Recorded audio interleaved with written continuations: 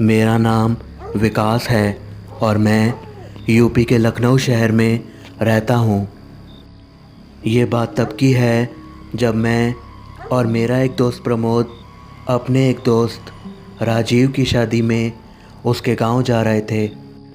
राजीव हम दोनों का कॉलेज का फ्रेंड था, लेकिन जहाँ उसका गांव था वहाँ ना तो मैं कभी गया था और ना ही कभी प्रमोद गया था। लेकिन फिर भी हमें अपने दोस्त की शादी में तो जाना ही था। और राजीव ने भी हमें बहुत ज़ोर देकर कहा था कि कुछ भी हो जाए तुम दोनों को मेरी शादी में तो आना ही पड़ेगा, नहीं तो मैं तुम दोनों से कभी बात नहीं करूँगा। यहाँ तक कि राजीव ने तो हमें विद फैमिली आने के लिए कहा था, लेकिन हम अपनी फैमिलीज़ को तो नहीं ला सके, पर हमें तो अपने दोस्त की शादी में आना ही था। इसलिए मैंने और प्रमोद ने सोचा कि क्यों ना अलग अलग जाने की बजाय एक साथ ही जाएं।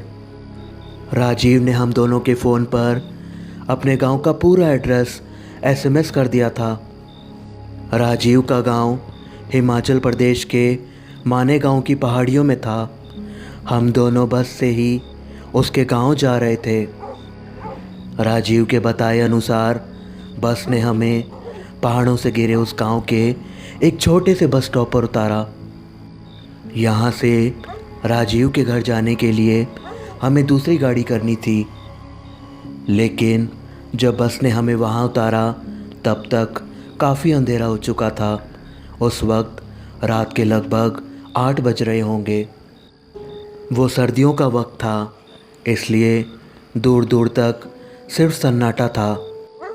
सर्दियों में वैसे भी लोग जल्दी अपने घरों में चले जाते हैं। ऊपर से ये तो गांव था और गांव के लोग तो जल्दी सो जाते हैं, लेकिन अंधेरा होने तक तो ठीक था।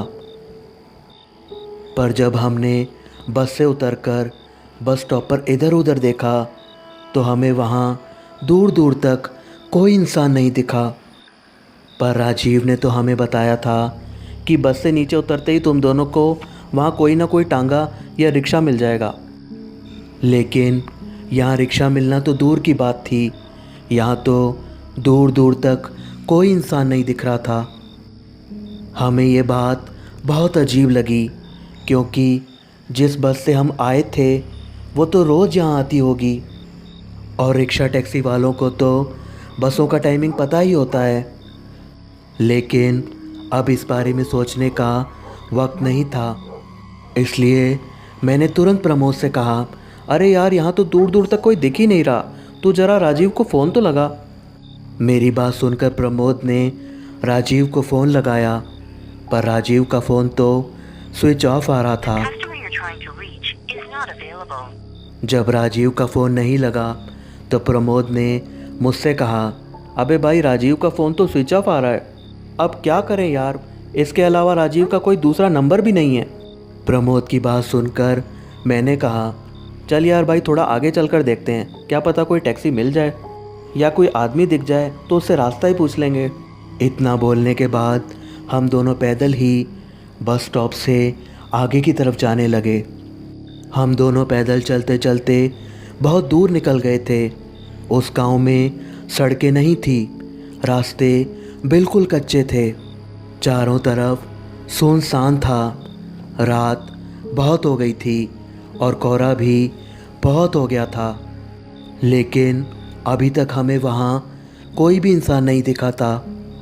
हम थोड़ा और आगे गए तो हमने देखा कि दूर से एक आदमी साइकिल पर आ रहा था। उस आदमी ने अपने शरीर पर काला कंबल ओढ़ रखा था। वैसे भी एक तो वो रात का वक्त था, चारों तरफ बस सन्नाटा था, ऊपर से कोहरे के कारण दूर का कुछ नहीं दिख रहा था, जिससे वो माहौल और डरावना हो गया था। इसलिए प्रमोद ने जब उस आदमी को दूर से आते देखा तो वो डर गया और प्रमोद मुझसे कहने लगा, अरे यार विकास, ये कौन है यार, मुझे तो डर लग रहा है, ये गांव वैसे भी बड़ा अजीब है। ऐसा बोलकर प्रमोद मेरे पीछे छुपने लगा।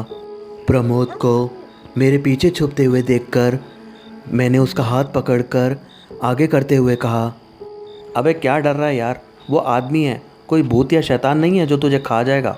कम से कम कोई दिखा तो सही रास्ता पूछने के लिए, चल इसे रोक कर रास्ता पूछते हैं। मेरी बात सुनकर प्रमोद ने डरते हुए कहा, क्या तू इससे रास्ता पूछेगा? भाई पागल है क्या? प्रमोद के इतना बोलने तक वो साइकिल वाला आदमी हमारे काफ़ी पास आ गया था। ये देखकर मैंने प्रमोद का हाथ छुड़ाते हुए कहा, अबे तू 1 मिनट रुक यार। इतना बोलकर मैंने उस साइकिल वाले आदमी को आवाज़ देकर रोका, हेलो भाई साहब, अरे ज़रा 1 मिनट रुकना तो। मेरी आवाज़ सुनकर उस साइकिल वाले आदमी ने कुछ सोचते सोचते धीरे धीरे साइकिल रोकी। गांव में इस वक्त तो सब अपने घरों में होते हैं और ऊपर से अभी तो सर्दियां भी थी, इसलिए शायद वो साइकिल वाला भी हम दोनों को देखकर डर रहा था कि इतनी रात को ये दोनों कौन हैं। ये देखकर मैंने प्रमोद को समझाते हुए कहा, ले देख भाई, तू इससे डर रहा था, उल्टा ये तो हमसे डर रहा है। चल चल अब आ, इसे रास्ता पूछते हैं। ये बोलकर हम दोनों उस आदमी के पास जाने लगे, क्योंकि उस आदमी ने अपनी साइकिल हमसे थोड़ा दूर ही रोक ली थी। साइकिल वाले आदमी के पास पहुंचकर मैंने उस आदमी से पूछा, अरे भाई साहब, ये जांगलू गांव कहाँ है? मेरी बात सुनकर वो साइकिल वाला मुझे चुपचाप बड़ी अजीब नज़रों से देखने लगा। उस आदमी की आंखें एकदम पीली थी, मुंह पर बड़ी बड़ी मूछें थीं और वो एकदम काला था। जब उस आदमी ने मेरी बात का कोई जवाब नहीं दिया तो मैंने उससे दोबारा पूछा, हेलो भाई साहब, ये जांगलू गांव कहाँ है, बताइए ना प्लीज़। इस बार उस आदमी ने मेरी बात का जवाब देते हुए अपनी भारी सी आवाज़ में कहा, जांगलू गांव क्या? जांगलू गांव तो यहाँ से 20 किलोमीटर दूर है भाई। उसकी बात ख़त्म होते ही प्रमोद ने उससे कहा, अरे भैया, यहाँ आसपास कोई रिक्शा विक्शा मिल जाएगी क्या? फिर उस साइकिल वाले ने कहा, वो पीछे एक बस स्टॉप है, वहाँ देख लो, क्या पता मिल जाए।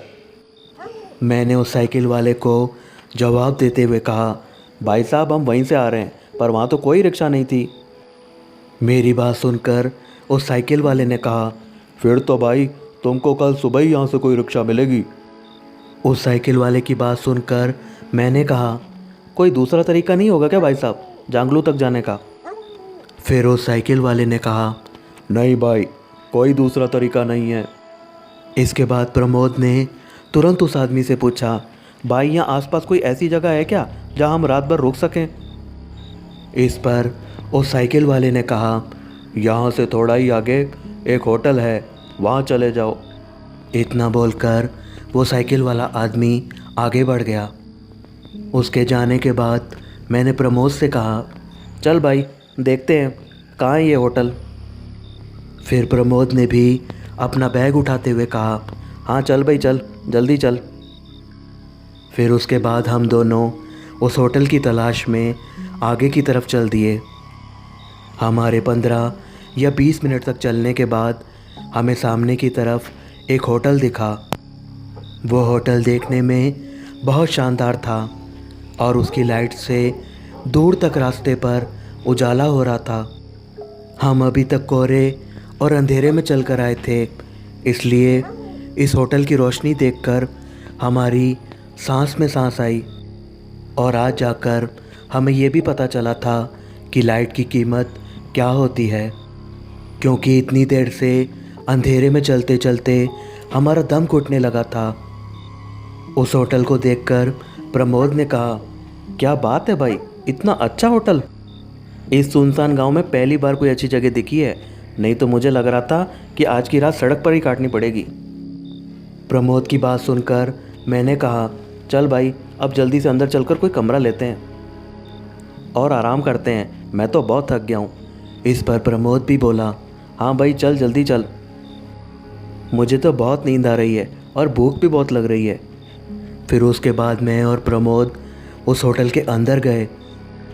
अंदर जाकर हमने देखा कि वो होटल अंदर से किसी शानदार हवेली जैसा था, या हो सकता है कि ये पहले कोई हवेली रही हो और बाद में इसे होटल बना दिया गया हो।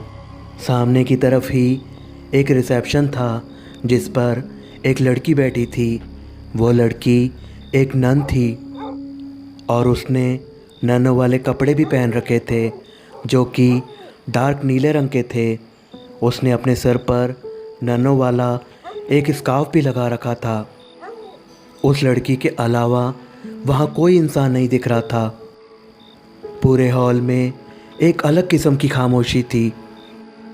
हॉल में लगी खिड़कियों के पर्दे भी अपनी जगह पर डटे हुए थे, मानो वो पर्दे बाहर के सन्नाटे से लड़ रहे हों। हॉल का फर्श इतना चमकदार था कि उसमें हमारी शक्लें बिल्कुल साफ दिख रही थी। रिसेप्शन के बाईं तरफ ही एक गलियारा सा था जिसमें घोप अंधेरा था। शायद वो उस होटल के रूम्स तक जाने का रास्ता था। रिसेप्शन वाली लड़की अपनी कुर्सी पर बैठी चुपचाप हमें देख रही थी, जैसे उसे पता हो कि हम रूम्स लेने के लिए आने वाले हैं। इसके बाद हम दोनों रिसेप्शन की तरफ बढ़े। वहाँ पहुंचकर मैंने उस रिसेप्शन वाली लड़की से अभी कुछ पूछना ही चाहा था। तभी वो लड़की अपनी कुर्सी से खड़ी हुई और बड़े शांत स्वर में हमसे बोली, जी बताइए, मैं आपकी क्या सहायता कर सकती हूँ सर। मैंने उस लड़की से पूछा, जी मैडम, हमें एक रूम चाहिए था, सिर्फ आज रात के लिए। इस पर उस लड़की ने फिर से बड़े शांत स्वर में कहा, क्या आपको भी उस बस स्टॉप पर कोई रिक्शा नहीं मिली? मैंने उसकी बात का जवाब देते हुए कहा, हाँ जी, लेकिन ये आपको कैसे पता कि हमें कोई रिक्शा नहीं मिली? फिर उस लड़की ने कहा, ये तो यहाँ रोज़ की बात है। आपके जैसे कई मुसाफिर यहाँ रोज़ आते हैं जिन्हें उस बस स्टॉप पर रिक्शा नहीं मिलती और वो इस होटल में ही अपनी रात गुजारते हैं। फिर मैंने कहा, ओह अच्छा, लेकिन मैंने इस बात पर ध्यान ही नहीं दिया कि जब बस रोज़ वहाँ आती है तो वहाँ कोई रिक्शा या टैक्सी वाला क्यों नहीं होता? क्या इस गांव के रिक्शा वालों को कमाई नहीं करनी? क्योंकि नॉर्मली जहाँ बस स्टॉप होता है वहाँ रिक्शा या टैक्सी वाले तो होते ही हैं। फिर मैंने उस लड़की से पूछा, तो क्या हमें भी? फिर उस रिसेप्शन वाली लड़की ने हमसे कहा, ज़रूर मिलेगा सर, हमारे यहाँ सबको जगह मिलती है। इतना बोलकर वो अपने रिसेप्शन से बाहर आई और बोली, चलिए सर, आपको आपका रूम दिखा दूँ। इतना बोलकर वो लड़की बिना हमारे चलने का इंतज़ार किए उस गलियारे की ओर बढ़ गई जिसमें घोप अंधेरा था। मैं उससे रूम का चार्ज पूछना चाहता था, लेकिन वो रुकी ही नहीं, जैसे उसे रूम के चार्ज में कोई इंटरेस्ट ही ना हो। इसके बाद हम दोनों भी उस लड़की के पीछे पीछे चलने लगे। अब तक मेरा जो दोस्त बिल्कुल चुपचाप था और जो यहाँ आने से पहले रास्ता पूछने से भी डर रहा था, जब मैंने उसकी तरफ देखा तो वो बिल्कुल हक्का बक्का होकर उस रिसेप्शन वाली लड़की को बस देखे जा रहा था। ये देखकर मैंने प्रमोद से पूछा, अबे अब क्या हो गया तुझे, बोल क्यों नहीं रहा कुछ? प्रमोद बिना मेरे तरफ देखे ही उस लड़की को एकटक ताकते हुए कहने लगा, अबे क्या सुंदर लड़की है यार, मुझे तो इससे प्यार हो गया यार, ज़रा उसकी आंखें तो देख, मन करता है उनमें डूब जाऊं। मैंने प्रमोद को डांटते हुए कहा, अबे शर्म कर शर्म, एक बच्चे का बाप बन गया है अब तू। चल अब फालतू की बकवास बंद कर और जल्दी चल, मैं तो रूम में जाते ही सीधा सोऊंगा। इसके बाद ना प्रमोद कुछ बोला और ना मैं कुछ बोला। हम दोनों चुपचाप उस लड़की के पीछे पीछे चलने लगे। वो लड़की हमें उस अंधेरे गलियारे से होती हुई हमारे रूम की तरफ ले जा रही थी। आगे आगे वो लड़की चल रही थी और उसके पीछे पीछे मैं और प्रमोद चल रहे थे। हालांकि उस गलियारे में घुप अंधेरा था, लेकिन बाहर वाले हॉल की रोशनी से हल्का हल्का दिख भी रहा था। उस गलियारे से गुजरते हुए मैंने गौर किया कि उस गलियारे में भी कुछ रूम्स बने हुए थे। लेकिन वो सारे रूम बंद थे, जैसे वहाँ कोई आता ही ना हो। मुझे ये बात बड़ी अजीब लगी, क्योंकि एक तो इतने सारे रूम खाली थे और दूसरा नीचे इतने रूम बने हुए थे, फिर भी वो लड़की हमें ऊपर के रूम में ले जा रही थी। उस गलियारे के आखिर में ऊपर जाने के लिए सीढ़ियाँ बनी हुई थी। इसके बाद वो रिसेप्शन वाली लड़की सीढ़ियाँ चढ़ने लगी। मैं और प्रमोद भी उसके पीछे पीछे सीढ़ियाँ चढ़ने लगे। सीढ़ियाँ घुमावदार थीं। जैसे जैसे हम सीढ़ियाँ चढ़ रहे थे, वैसे वैसे हल्की हल्की रोशनी हो रही थी, क्योंकि सीढ़ियों के आखिर में ऊपर की तरफ लाइट्स लगी हुई थी। लेकिन उस हल्की रोशनी में भी एक अलग सा डर था। जब हम सीढ़ियाँ चढ़कर ऊपर पहुँचे तो हमने देखा कि ऊपर एक बहुत बड़ा हॉल सा बना था और उस हॉल में चारों तरफ कमरे बने हुए थे। उस हॉल में कोई 20 या 25 कमरे होंगे। वो हॉल इतना बड़ा था कि हमारे चलने की आवाज़ भी ऐसे गूंज रही थी जैसे कि हम किसी कुएं में हों।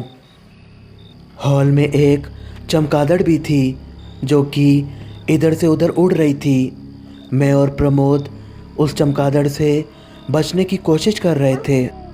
इसके बाद वो लड़की उनमें से एक रूम का लॉक खोलने लगी। तभी मैंने उस लड़की से पूछा, मैडम आपसे एक बात पूछूं? उस लड़की ने कहा, जी पूछिए। फिर मैंने उस लड़की से कहा, मैडम एक बात समझ नहीं आई, नीचे के इतने सारे रूम खाली थे, फिर भी आपने हमें ऊपर का रूम क्यों दिया? फिर उस लड़की ने एक बड़ी अजीब बात कही, आपसे किसने कहा कि नीचे के रूम्स खाली हैं? नीचे के सारे रूम्स बिल्कुल फुल हैं। फिर मैंने उस लड़की से कहा, अरे मैडम मैंने खुद ने देखा है, जब हम ऊपर आ रहे थे तब मैंने खुद देखा था, नीचे के सारे रूम बंद थे, ना वहाँ कोई लाइट थी और ना कोई आवाज़ थी। फिर उस लड़की ने थोड़ा गुस्से में कहा, आपसे कहा ना नीचे के सारे रूम फुल हैं।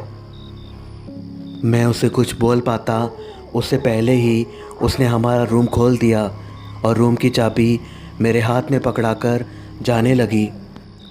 और उसने अभी भी रूम का रेंट हमें नहीं बताया। जब वो लड़की नीचे जाने के लिए सीढ़ियों के पास पहुंची तो वो एकदम से रुक गई। मुझे लगा कि उसे रूम का रेंट बताना याद आ गया होगा, इसलिए शायद रुकी होगी। लेकिन थोड़ी देर तक वो लड़की ना तो पलटी और ना कुछ बोली। वो हमसे कोई 10 या 12 फुट की दूरी पर होगी। जहाँ वो खड़ी थी वहाँ थोड़ा अंधेरा था, इसलिए हमें सिर्फ उसके कपड़े ही दिख रहे थे जो उस अंधेरे में काले लग रहे थे। हमें कुछ समझ नहीं आ रहा था कि वो क्यों रुकी है। तभी अचानक से वो लड़की पीछे मुड़ी और बोली, आवाज़ की चिंता मत कीजिए सर, आवाज़ का क्या है, वो तो कभी भी सुनाई दे जाती है। और इससे पहले कि मुझे उसकी बात का मतलब समझ आता और मैं कुछ बोल पाता, उससे पहले ही वो तेज़ कदमों से सीढ़ियाँ उतरती हुई नीचे चली गई। उसकी सीढ़ियाँ उतरने की आवाज़ मेरे कानों में उतर रही थी। तभी मुझे ऐसा लगा जैसे किसी ने पीछे से मेरा हाथ पकड़ा है। मैं एकदम से चौंक के दूर हटा तो मैंने देखा कि वो प्रमोद था जो बदहवास सा मुँह खोले सीढ़ियों की तरफ देख रहा था। मैंने उसे झल्लाकर कहा, अबे क्या करता है यार, डरा दिया मुझे, और तेरा मुंह अभी भी खुला ही है।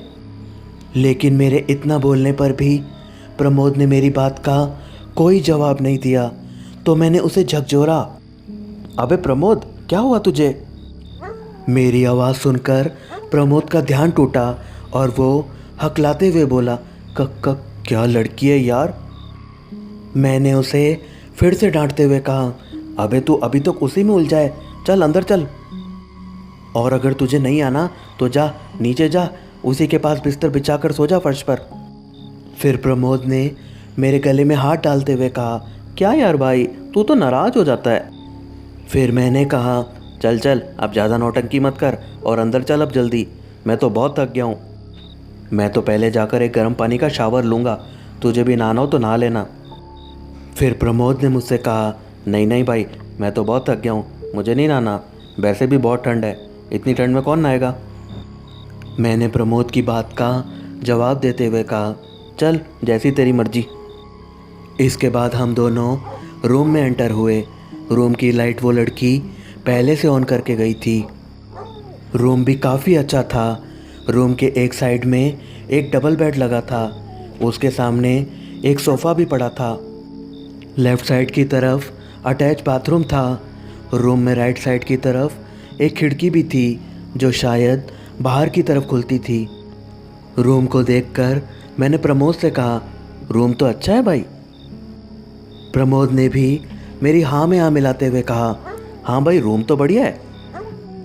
इतना बोलते हुए प्रमोद ने अपना बैग सोफ़े पर रखा और खिड़की खोलते हुए बोला, ज़रा देखें तो बाहर का क्या नज़ारा है।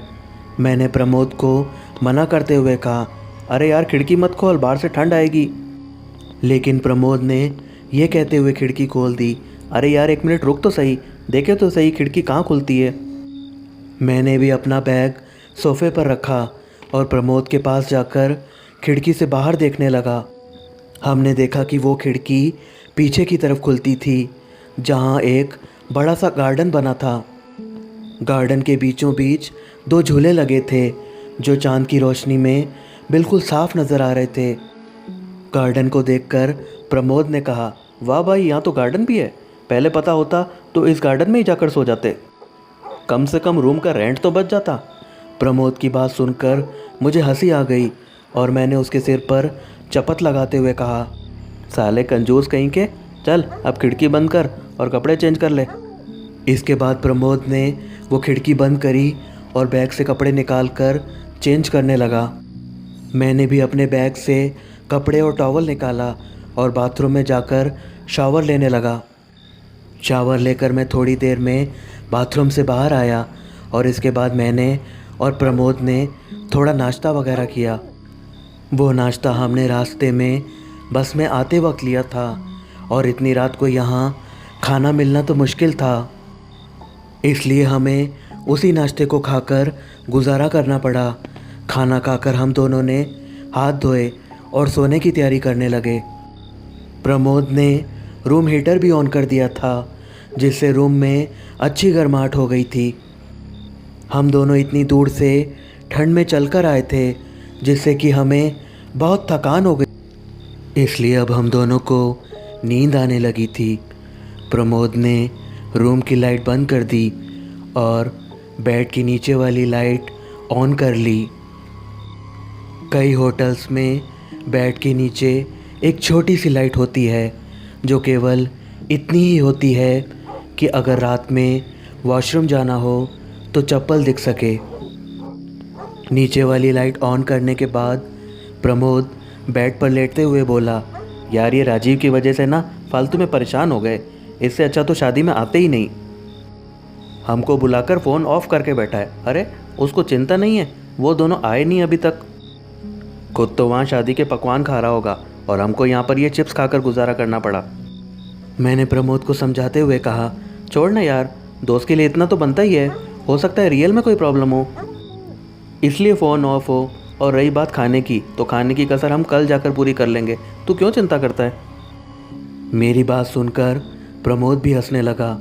इसके बाद हम दोनों इधर उधर की बातें करने लगे और बातें करते करते कब हमें नींद आ गई पता ही नहीं चला। लेकिन आधी रात के वक्त करीब 1:30 बजे मेरी आँख खुली तो मुझे ऐसा लगा जैसे हमारे बेड के नीचे कुछ सरसराहट सी हो रही है, जैसे कोई लेटे लेटे घसीट घसीट कर आगे बढ़ता है। मैंने प्रमोद को देखा, वो मेरे पास ही बड़ी गहरी नींद में सो रहा था। मैंने अपने हाथ से उसका कंबल खींचकर उसे उठाने की कोशिश की और कहा, प्रमोद प्रमोद उठ, देख तो यार क्या आवाज़ आ रही है। लेकिन मेरे बहुत उठाने पर भी वो उठा ही नहीं, इसलिए मैंने खुद हिम्मत की और आगे झुककर बेड के नीचे देखा तो बेड के नीचे कुछ ऐसा नज़ारा था कि मेरे मुंह से चीख भी नहीं निकल पाई, क्योंकि मैंने देखा कि बेड के नीचे एक बूढ़ा आदमी जो किसी मुर्दे जैसा लग रहा था, वो मेरी तरफ देखते देखते ज़मीन पर रेंग रेंग कर आगे बढ़ने की कोशिश कर रहा था। उसने सफ़ेद रंग की बनियान और नीचे सफ़ेद पजामा पहना था जो घुटनों से नीचे खून से पूरा सना था, और उसकी आंखें मुझे ऐसे घूर रही थी जैसे मैंने उसका कुछ बहुत बुरा किया हो। ऐसा खौफनाक नज़ारा देखकर पहले तो मैं ज़ोर ज़ोर से हाँफते हुए सांस लेने लगा और मैं फटाफट ऊपर होकर प्रमोद को जगाने लगा, लेकिन मेरे बहुत कोशिश करने पर भी मेरे मुंह से आवाज़ ही नहीं निकल रही थी। मैंने प्रमोद को हाथ से जगाने की कोशिश की, लेकिन वो उठ ही नहीं रहा था। तभी मैंने देखा कि वो बूढ़ा मुर्दा आदमी जो अभी तक बेड के नीचे सरक सरक कर आगे बढ़ रहा था, वो अब धीरे धीरे रेंगता हुआ बाहर आ रहा था। दूसरी तरफ मैं प्रमोद को उठाने की लगातार कोशिश कर रहा था, लेकिन वो उठने का नाम ही नहीं ले रहा था। दूसरी तरफ मेरे लाख कोशिश करने पर भी मेरे मुंह से आवाज़ ही नहीं निकल पा रही थी। मैं पूरा पसीने में भीग चुका था और ज़ोर ज़ोर से हाँफ रहा था। इसके बाद जब मुझे कुछ नहीं सूझा तो मैंने वहाँ से भागने की सोची, लेकिन जैसे ही मैंने उठ के भागने की कोशिश की तो मुझे ऐसा लगा जैसे मेरे हाथ पैरों में जान ही ना हो। मुझे ऐसा लग रहा था जैसे मेरे दोनों हाथ पैर सुन्न हो गए हों। मैं अपनी जगह से हिल भी नहीं पा रहा था और वो बूढ़ा आदमी रेंग रेंग कर बाहर आता जा रहा था। अभी तक वो ज़मीन पर पेट के बल रेंग रहा था, इसलिए अभी तक उसकी पीठ मेरी तरफ थी और उसकी वो गंदी आंखें मुझे नहीं दिख रही थीं। लेकिन तभी अचानक से वो बूढ़ा आदमी मेरी तरफ पलटा और उसने अपने हाथ हमारे बेड पर रख दिए। मुझे उसके हाथों से घिन आ रही थी, क्योंकि उसके हाथ पूरे फटे हुए थे और उसके नाखून भी बहुत बड़े बड़े थे। और अब वो हमारे बेड की चादर को पकड़कर ऊपर की तरफ आने की कोशिश करने लगा। वो धीरे धीरे ऊपर आने की कोशिश ऐसे कर रहा था जैसे वो कोई मरीज़ हो, और अब तो उसके ऊपर आने की कोशिश में हमारे बेड की बेडशीट भी उसके नाखूनों से फटने लगी थी।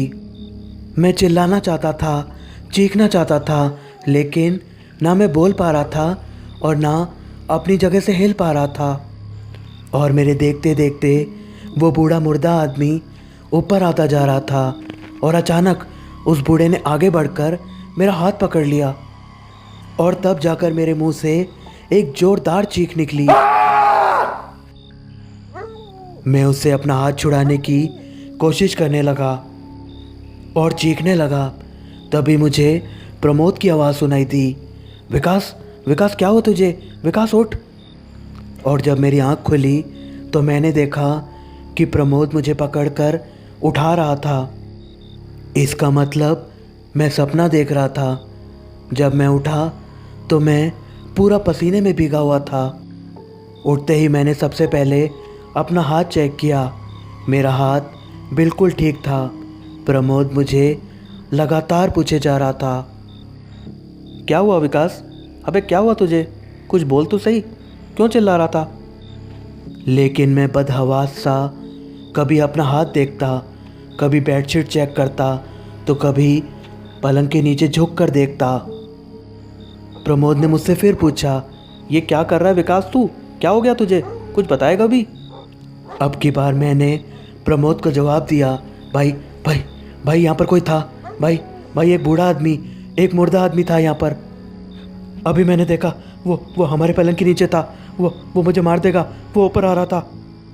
प्रमोद ने मुझे संभालते हुए कहा, अरे भाई यहाँ तो कोई नहीं है, तूने कोई सपना देखा है।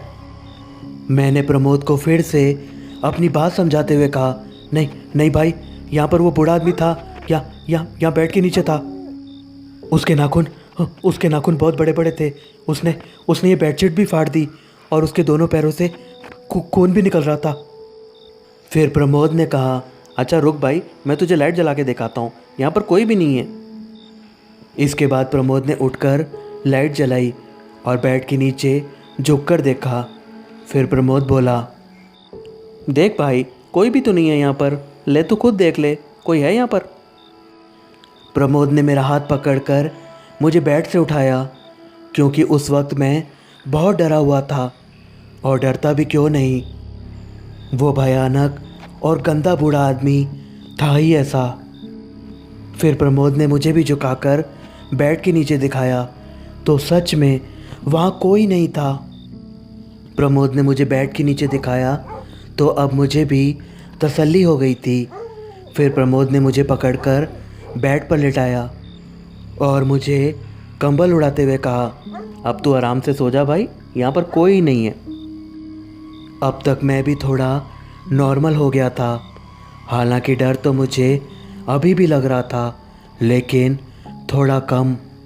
इसके बाद प्रमोद ने लाइट बंद कर दी और मेरे पास लेटते हुए कहा, चल भाई अब आंखें बंद करके अपने अल्लाह को याद कर और सोने की कोशिश कर। मैंने भी आंखें बंद करके अल्लाह को याद किया और सब कुछ भूल के सोने की कोशिश करने लगा, और थोड़ी ही देर में मुझे नींद भी आ गई। लेकिन मुझे सोए हुए अभी थोड़ी ही देर हुई थी कि फिर से मेरी आँख खुली, तो मैंने देखा कि रूम के अंधेरे में प्रमोद खिड़की खोलकर बाहर कुछ देख रहा है, और उसकी आंखें किसी बॉल जैसी बड़ी बड़ी लग रही थी। प्रमोद को अंधेरे में ऐसे खड़े देखकर फिर से मेरी चीख निकल गई, लेकिन मेरी चीख सुनकर भी प्रमोद अपनी जगह से बिल्कुल नहीं हिला, जैसे उसे कुछ सुनाई ही ना दिया हो। मैं तुरंत उठकर प्रमोद के पास गया और उसके कंधे पर डरते डरते हाथ रखकर पूछा, क्या हुआ प्रमोद, बाहर क्या देख रहा है तू? फिर प्रमोद ने अपनी उंगली से खिड़की के बाहर इशारा किया और मुझसे बोला, विकास वो कौन है? और जब मैंने भी खिड़की से बाहर देखा तो मेरे पैर कांपने लगे, क्योंकि मैंने देखा कि खिड़की के बाहर होटल के पीछे जो गार्डन था उसमें लगे झूलों पर दो बच्चे झूला झूल रहे थे, और उनके झूला झूलने की आवाज़ हमारे रूम तक बिल्कुल साफ आ रही थी। वो बच्चे इतनी सर्दी में, वो भी आधी रात में, बिना कपड़ों के थे, उनके बदन पर एक भी कपड़ा नहीं था, और वो झूला झूलते झूलते ज़ोर ज़ोर से हंस रहे थे। ये देखकर तो मेरी रूह कांप गई, लेकिन फिर मुझे लगा कि इस बार भी ये कहीं कोई सपना तो नहीं, इसलिए मैं खुद को ज़ोर ज़ोर से थप्पड़ मारने लगा। लेकिन अब की बार ये कोई सपना नहीं था, जो भी हो रहा था वो बिल्कुल हकीकत था। मैंने प्रमोद को देखा तो वो अभी भी खिड़की के बाहर उन झूलते हुए बच्चों को देख रहा था। मैंने ज़ोर से चिल्लाते हुए प्रमोद से कहा, प्रमोद भाग यहाँ से, ये जगह सही नहीं है। इतना बोलते ही मैं तुरंत वहाँ से भागा, लेकिन जब मैंने पीछे मुड़कर देखा तो प्रमोद अभी भी वहीं खड़ा था। मैंने वहीं से प्रमोद को चिल्लाकर कहा, प्रमोद भागना यार, क्या? लेकिन प्रमोद था कि मेरी बात सुन ही नहीं रहा था, वो बस खिड़की से बाहर ही देखे जा रहा था। मैंने प्रमोद को फिर से कहा, प्रमोद चलना यार, तू सुनता क्यों नहीं? जब मेरे बार बार बोलने पर भी प्रमोद ने कोई जवाब नहीं दिया तो मैं डरते डरते प्रमोद के पास जाने लगा। लेकिन जब मैं आधे रास्ते तक पहुंचा तो हमारे रूम के दरवाजे पर कोई ज़ोर ज़ोर से पीटने लगा, और मैंने डरते डरते हिम्मत करके पूछा, कौन है बाहर, कौन है? तो बाहर से एक हल्की सी और डरावनी आवाज़ आई। कोई बोल रहा था, ये मेरा घर है। ये सुनकर मैं ज़ोर ज़ोर से चिल्लाने लगा और रोने लगा। मेरे एक तरफ तो प्रमोद था जो खिड़की पर बुत बना खड़ा था और लगातार बाहर देखे जा रहा था, तो दूसरी तरफ गेट पर कोई लगातार पीट रहा था। मैं ज़ोर ज़ोर से रो रहा था, लेकिन प्रमोद को तो जैसे कोई फ़र्क ही नहीं पड़ रहा था। ऐसे लग रहा था जैसे किसी ने उसे अपने बस में कर लिया हो। लेकिन मैं हिम्मत करके उठा और प्रमोद के पास जाकर उसे ज़ोर ज़ोर से झकझोर कर बुलाने लगा। प्रमोद, होश कर, क्या हो गया तुझे मेरे भाई? चलना मेरे भाई यहाँ से, नहीं तो हम दोनों यहाँ मारे जाएंगे। लेकिन इतना झकझोरने के बाद भी जब प्रमोद को कुछ होश नहीं हुआ तो मैंने उसे ज़ोर से पकड़ा और उसके कान में ज़ोर ज़ोर से बोलने लगा, अल्लाहू अकबर, अल्लाहू अकबर, अल्लाहू अकबर, अल्लाहू अकबर, अल्लाहू अकबर, अल्लाहू अकबर, अल्लाहू अकबर, अल्लाहू अकबर, अल्लाहू अकबर। हालांकि प्रमोद हिंदू था, लेकिन मैं मुस्लिम था, इसलिए मैं अल्लाहू अकबर बोल रहा था। और वैसे भी भगवान का नाम तो कैसे भी लो, शक्ति तो भगवान के हर नाम में है। और ऐसा ही हुआ। मेरे लगातार अल्लाहू अकबर बोलने पर थोड़ी ही देर में प्रमोद का ध्यान टूट गया। ध्यान टूटते ही प्रमोद नीचे गिरने लगा तो मैंने उसे संभाला और उसे उठाते हुए कहा, होश कर प्रमोद, क्या हुआ तुझे? अब की बार प्रमोद बोलने लगा, वो मुझे देख रही है यार, वो मुझे अपने पास बुला रही है। और प्रमोद मुझे खिड़की की तरफ इशारा करके कुछ बताने लगा। जब मैंने खिड़की की तरफ देखा तो मेरे होश किसी सूखे पत्ते की तरह उड़ गए, क्योंकि मैंने देखा कि जिस झूले पर पहले 2 बच्चे झूल रहे थे वहाँ अब एक लड़की झूल रही थी। उस लड़की ने एक सफ़ेद रंग का गाउन पहन रखा था और उसके बाल खुले थे। वो झूलते झूलते हमारी खिड़की की तरफ ही देख रही थी और प्रमोद को हाथ से इशारा करके अपने पास बुला रही थी। ऐसा भयानक मंजर मैंने कभी सपने में भी नहीं देखा था। वहाँ जो कुछ हो रहा था वो बिल्कुल किसी किस्से कहानियों जैसा लग रहा था। लेकिन मैंने हिम्मत करके खुद को संभाला और प्रमोद को संभालते हुए बोला, कुछ नहीं प्रमोद, कुछ नहीं है वहाँ पर, हौसला कर उस्ताद, चल यहाँ से चलते हैं। और प्रमोद को अल्लाह का नाम लेते हुए दरवाज़े की तरफ ले जाने लगा। अल्लाहू अकबर, अल्लाहू अकबर, अल्लाहू अकबर, अल्लाहू अकबर, अल्लाहू अकबर। लेकिन प्रमोद अभी भी पीछे ही देख रहा था और लगातार यही बोले जा रहा था, वो मुझे अपने पास बुला रही है यार, वो मुझे अपने पास बुला रही है। लेकिन मैं प्रमोद को समझाते हुए ले जा रहा था, कुछ नहीं है प्रमोद, कुछ नहीं है वहाँ पर, वहाँ मत देख, चल अपने घर चलते हैं। लेकिन असल में मैं जानता था कि वहाँ पर क्या था, या शायद नहीं भी जानता था कि वो क्या था। दूसरी तरफ गेट के बाहर से अभी भी लगातार आवाज़ आ रही थी, लेकिन प्रमोद को ये आवाज़ सुनाई नहीं दे रही थी। मैं अल्लाह का नाम लेते लेते प्रमोद को लेकर आगे बढ़ रहा था और गेट के पास पहुंचकर मैं डरते डरते दरवाज़ा खोलने लगा। अल्लाहू अकबर, अल्लाहू अकबर, अल्लाहू अकबर, अल्लाहू अकबर। लेकिन जब मैंने हिम्मत करके गेट खोला और बाहर देखा तो बाहर कोई नहीं था। ये देखकर मैंने थोड़ी राहत की सांस ली और प्रमोद को लेकर रूम से बाहर निकला।